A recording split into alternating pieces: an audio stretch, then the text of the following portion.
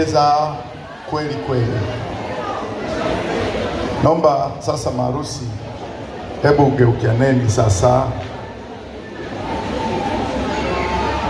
Addison amependeza, Maria amependeza, hadi mabest men na matron, best man na matron wake nao pendeza vizuri sana. Sawa sawa. Bwana harusi, naamini una pete mkononi mwako. Sawa sawa sawa. Nyanyua juu, nyanyua tu juu. Baba Mungu, katika jina la Yesu Kristo, ninaitakasa hiyo pete kwa jina la Yesu Kristo, amen.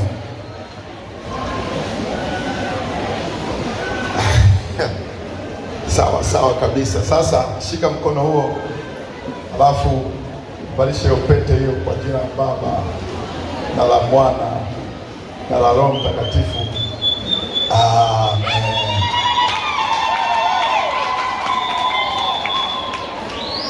Unajua sisi hapa mambo ni haraka haraka. Sababu bwana harusi na bibi harusi wamekaa kwenye darasa muda wa kutosha, wamejifunza na wameomba. Kwa hiyo wana mambo mengi ya kufanya. Sisi tunawafungisha ndoa, alafu waende kwenye hatima yao.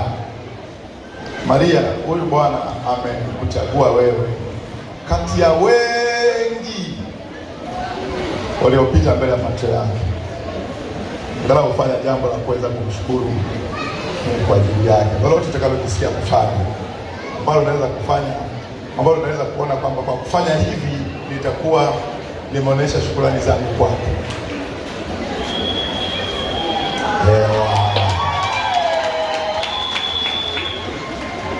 Jamani, raha sana. Sikuwahi kumwona Addison akitabasamu.